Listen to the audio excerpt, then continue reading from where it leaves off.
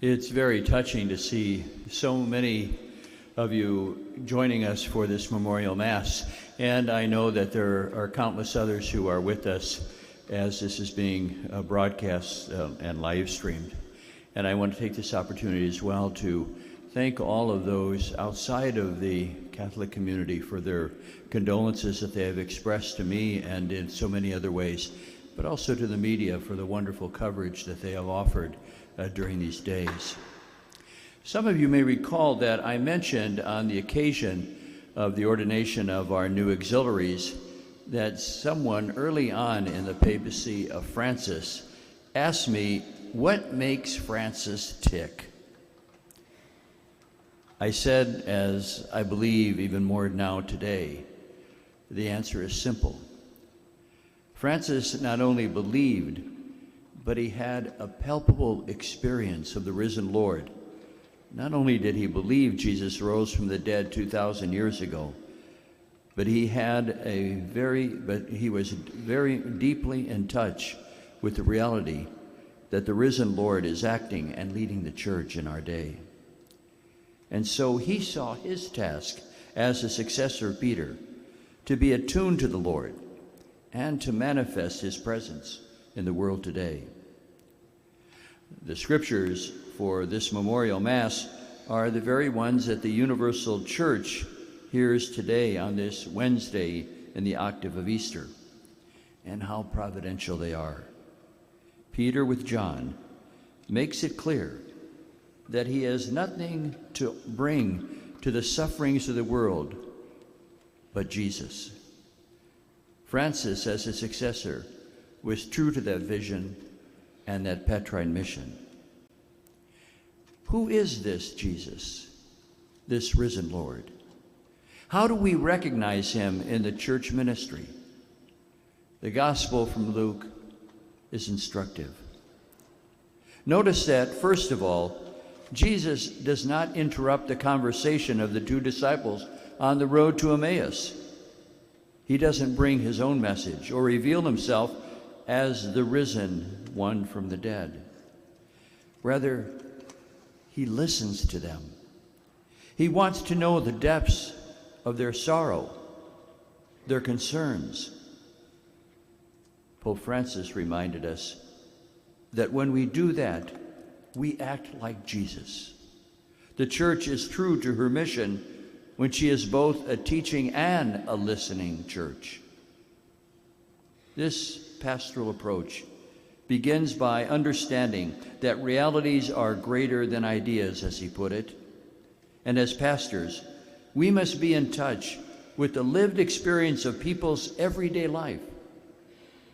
This means that the pastoral theology of our church is on an equal footing with all the other branches of theology: dogma, scripture studies, moral theology, ecclesiology, liturgical and spiritual theology.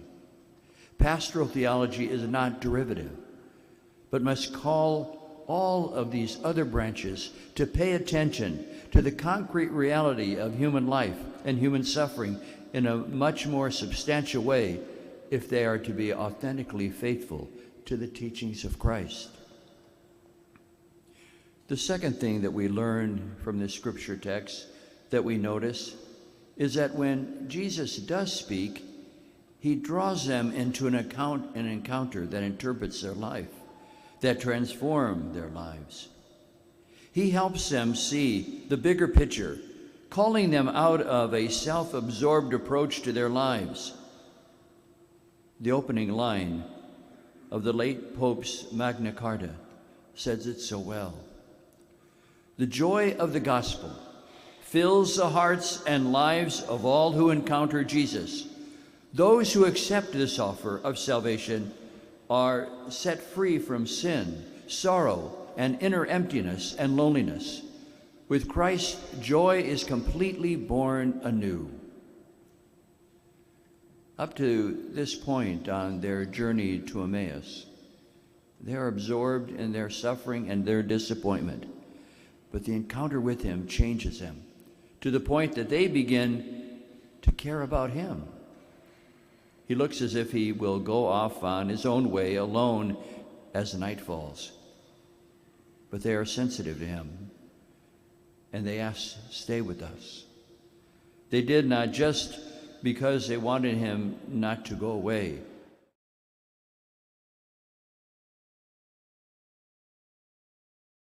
Self-absorption. That is true conversion. Not just having a change of mind, a cerebral acceptance of a particular teaching, but one that makes us more human, more loving, less self-centered. But the full conversion comes in the breaking of the bread, when they recognize him. He vanishes just as at that very moment, because now they have all that they need to take up the mission and return on the path that they came, but return differently. They now are empowered to allow their lives, just like that bread, to be broken and shared, celebrating this first Eucharist in the life of the Church in a way that defines what we do each time that we gather around this altar. We call this Mass. It's from ite missa es. This is the dismissal. What we do here sends us out to be broken for the life of the world. I know that much ink is spent talking of the need for a quote-unquote new evangelization. But the emphasis cannot be about making evangelization new, a repackaging of it. No, we are the ones who need to be made new. We cannot talk about evangelization of proclaiming the good news if our hearts are not left burning from the encounter with the Lord and filled with the joy to overflowing. This is the Jesus who always walked alongside and even ahead of Francis. And now that Francis is no longer with us, he would want us to take up this same mission with the palpable sense that Jesus continues to abide with us and invites us to make him present in the world by being in touch with the realities of people's lives, by drawing them into an encounter with him that reinterprets and transforms their lives, and to send them out on mission, taking the next step forward as individuals and as a church by sharing the joy of the gospel with the world. Francis, like Peter, offered the world the goodness and the truth of the risen Lord. This is his legacy, which we can be confident will continue no matter what others may say or predict. For in the words of St. Thomas Aquinas, he reminds us, bonum diffusivum sui, goodness always tends to spread. And he continued, every authentic experience of truth and goodness seeks by its very nature to grow within us, and any person who has experienced a profound liberation becomes more sensitive to the needs of others. As it expands, goodness takes root and develops. If we wish to lead a dignified and fulfilling life, we have to reach out to others and seek their good. May we follow his lead, and may he rest in peace.